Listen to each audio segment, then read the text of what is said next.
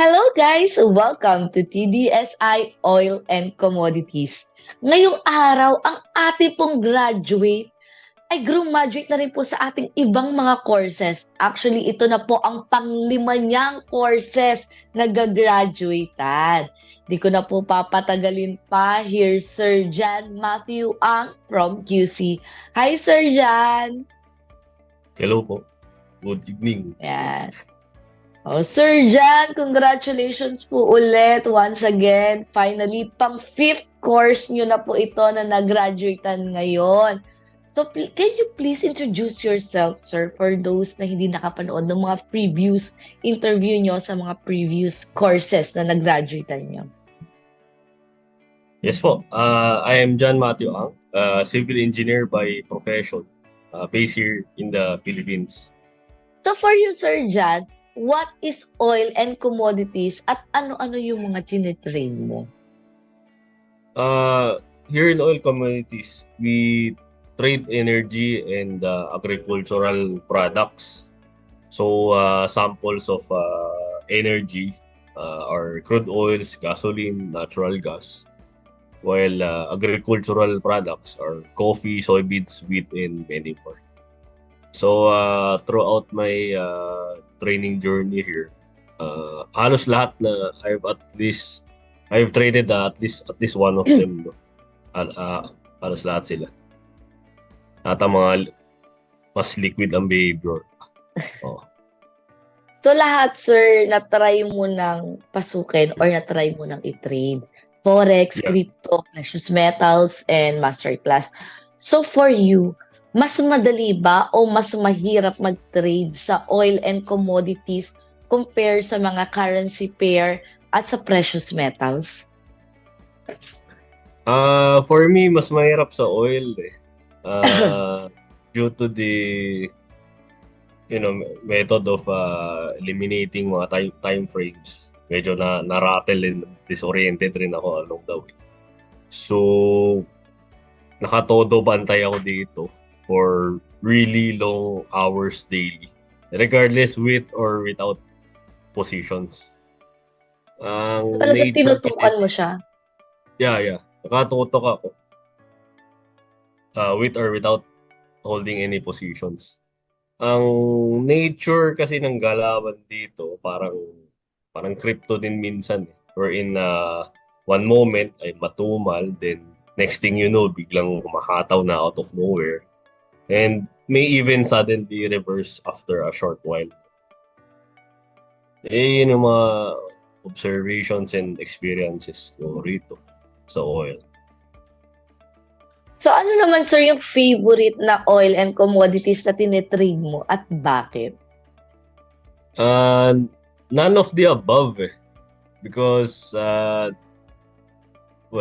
dito kasi sa traders din, we have no emotion and no bias. So lahat talaga sila tinitrade mo. Kung ano lang yung makita mong pasok talaga dun sa strategy, talagang ine-enteran mo sila. Yeah. How about your schedule, sir? Did you trade daily?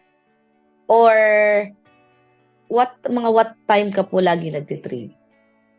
Oh, this one is really difficult, no? Although technically I quote and unquote don't trade daily, since yung entries and exits don't always appear, I still look and stare at the screen daily and for really long hours. Sabi mo nga, di ba kanina, na talagang nakatutok ka sa pagtitrade mo dito sa oil and commodities. Pero dito sa pagtitrade mo, sir, live trade ba ito? And how was your experience sa pagtitrade ng oil and commodities? Yeah, everything is live trading here. So wala tayong mga simulation and whatnot. Everything is real money, real losses. Syempre may wins din. Naging normal sa amin dito, live trading. Even before TDSI Oil, since matagal na ako dito sa traders din. Traders Lounge mga tayo noon. So parang nahubog ka na rin, sir, ng panahon na sa tinagal mo na rin here in Traders Den, di ba? Para isa ka sa mga pioneers dito sa Traders Den, sir, di ba? Opo. So, sir, may mga time ba na nahirapan ka ng mag-trade at feeling mo gusto mo nang mag-quit? And what made you continue? Uh, well, dito kasi sa oil, the journey is downright difficult. Sabihin ko na downright difficult. Uh, mahirap yung adjustment to the new system due to the omission of the usual time frame concept. No? So, example nito, tuwing kailangan ko iiwan muna yung trading station to do something else. Parang may effect na parang paranoid ka, no? Parang may paranoia would strike you. Kasi yun nga, parang kalaban, parang crypto, anytime pwedeng may mangyari. Meron din minsan hindi lang gumagalaw for the next hour, wala, ganun lang. Ngayon, kung meron akong existing na positions, it also means I have to bring my laptop and ensure continuous internet connections wherever I go. So, di ko talaga maiwanan. Lalo na pag So, opposition mo, 10 entry yan, regardless kung magkano man yan. Uh, di, parang I cannot depart from it. I don't know. Di ko lang maano ba, hindi pumapasok sa isip ko yung, sige, exit mo na kasi hindi mo mabantayan or what. Hindi ko magagawa yung ganun. Kasi, ang tagal na nga lang inentay mo minsan para biglang magkaroon ng entry o pinasok mo. Meron kang kailangan gawin. I-exit ko lang out of nowhere. Hindi. So, it took me, quite some time to adapt to its nature. What so made grabe me pala, continue? sir. Sige po. What made me continue? Marami na kasi akong na-sacrifice dito, sa oil. I believe we started back in November ata. Tama po ba? November. Yeah, November. Nagsimula ako noon. Siyempre, talo. Okay, negative. Along the way, I think early December ata. Medyo umangat na yung port eh. Nasa, I think halfway there na ako nun. To the record graduation amount. And then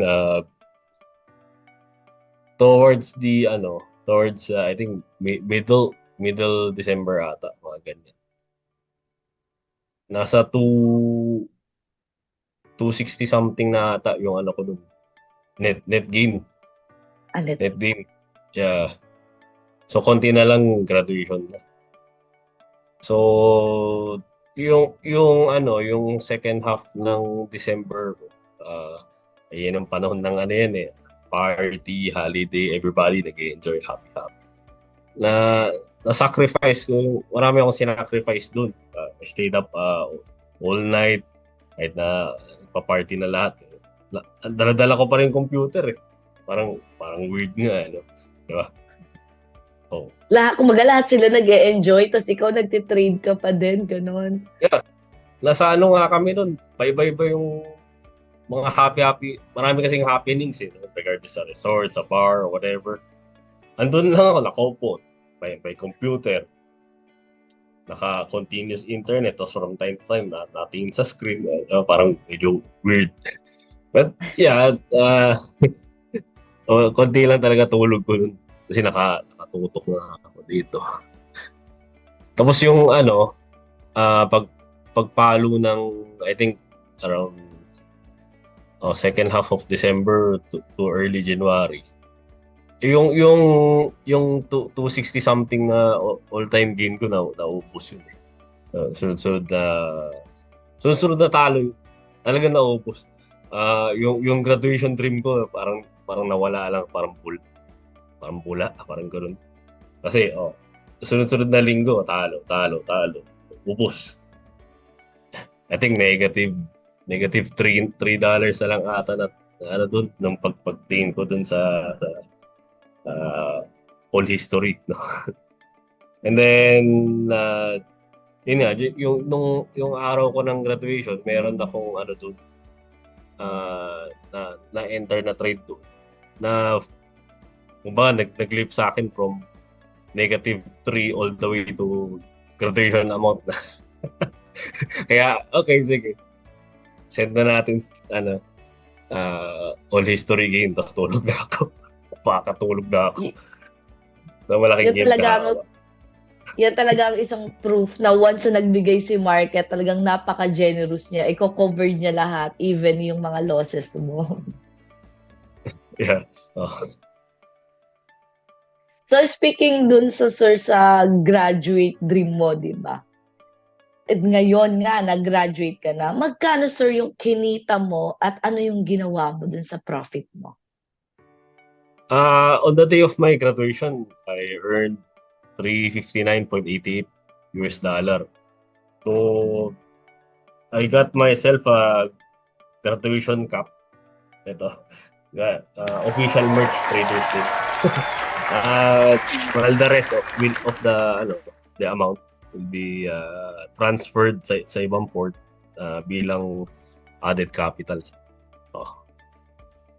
So parang pinaikot mo lang din. Pero at least meron kang parang remembrance, di ba? Nakakuha ka Okay. ng merch, ng cup ng traders din. So nakakatawa. Meron kang remembrance. Nakakatawa naman, sir. Sir Jan, ano naman yung difference na merong nagme-mentor sa'yo at ikaw lang yung nagtitrade on your own? Meron pagtatanungan, guidance, and confirmation kung may question in mind versus trading on your own. Parang you're not sure kung tama ba ang ginagawa mo at times. So, syempre, importante sa traders na pag hindi mo alam yung ginagawa mo, especially if you're a newbie, importante talaga na merong nag-guide at meron kang napapagtanungan once na meron kang mga hindi talaga maintindihan. Diba? Ano naman po, Sir Jan, ang advice mo sa mga newbies na plano rin na pasukin ang trading? Your trading journey is only your own, and most of the time, the odds will be stacked against you. You have got to have lots of faith and patience, no, in yourself that you can pull this through even if certain situations may look impossible.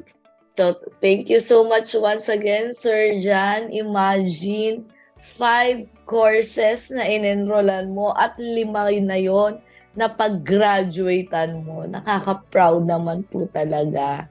And once again po, congratulations and we're very proud of you.